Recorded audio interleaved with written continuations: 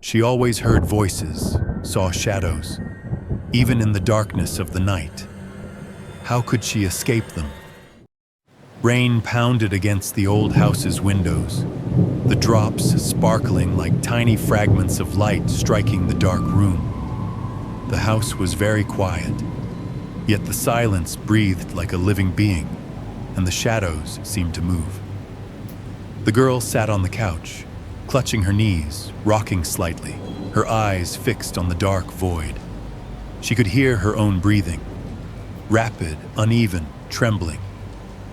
A whisper began inside her. At first it sounded like her own voice. Then it transformed into something different, unfamiliar. Someone's here. They'll kill you. Outside, the sea was cloaked in the darkness of night. The sound of the waves, merged with the storm, became the hum of another world. Yet the girl felt not only the outside, but the darkness within her. The darkest corners of her mind emerged one by one, watching her, mocking her, laughing. At first, there were only whispers, repeating her name over and over, then murmuring incomprehensible, threatening words. She shook her head. No, this isn't real. It can't be real, she said. But even she couldn't convince herself. Her eyes fixed on the dark corners of the room. Shadows moved. Unknown shapes began appearing in the cracks of the walls. Her reflection in the mirror was no longer a familiar face, but a strange mask. She stood up. She walked slowly. Each step made the wooden floorboards creak, the voice inside determined to drive her mad. Go, whispered silently in her mind. Yet she wanted to go.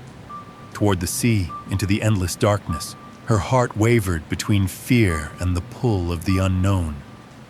They'll take me. They'll kill me. As she wandered through the room, a small old radio on the side table suddenly turned on by itself, blaring loudly. Each whisper merged with the radio's static hum. Words she didn't understand, strange yet threatening, pierced her ears. She closed her eyes, but the sounds only became sharper, pain embedding itself in her brain. She brought her hands to her head, trembling, breathless. The house, together with the storm outside, grew heavier in its gloom.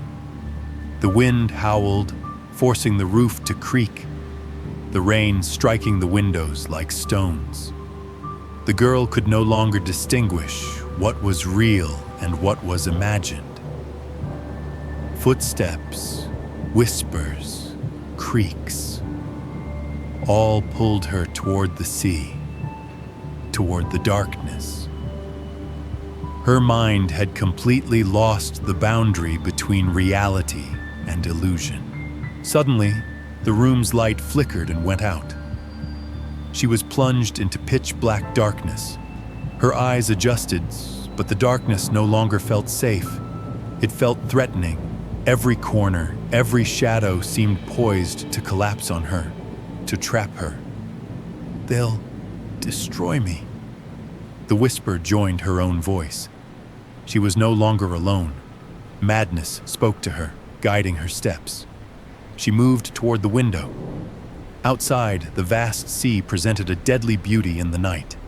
The waves, the storm's roar, and the wind's scream combined into a symphony. She stared carefully at the sea and trembled.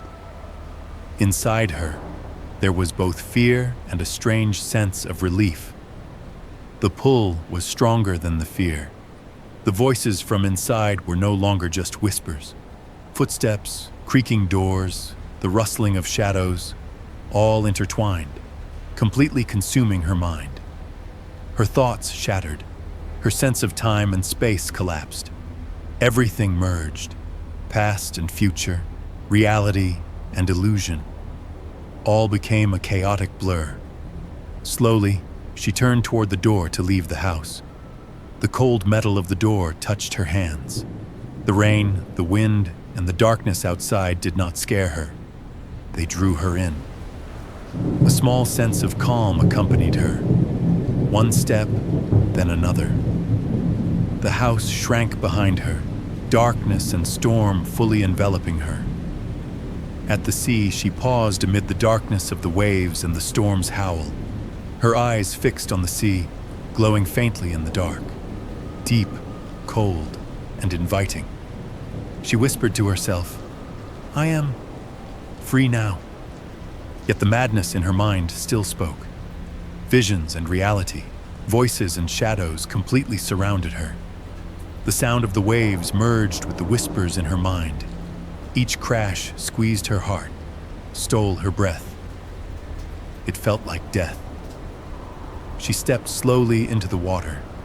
The cold waves embraced her, but instead of fear, they brought a sense of peace. The voices in her mind rose one last time, the whispers turning into screams, and then silence. Her eyes gazed at the dark sea as if called by the depths. One more step, then another. And finally, she let herself fall into the water. The cold embraced her body, and in that instant, madness, fear, and pain ceased. Her mind disappeared into the depths. The whispers, the voices, and the shadows could no longer reach her. The sea lay silent in the night. The storm slowly receded, leaving a dark, unsettling calm along the shore. Where she had disappeared, the waves lightly lapped, raindrops falling into the water. Silence was the only truth left. Yet even silence whispered a kind of fear. The night, begun in terror and madness, now only remembered a soul lost in the depths of the sea. Every whisper, every shadow, every fear echoed in the void she left behind, and no one would ever find her, for madness and darkness were now completely with her.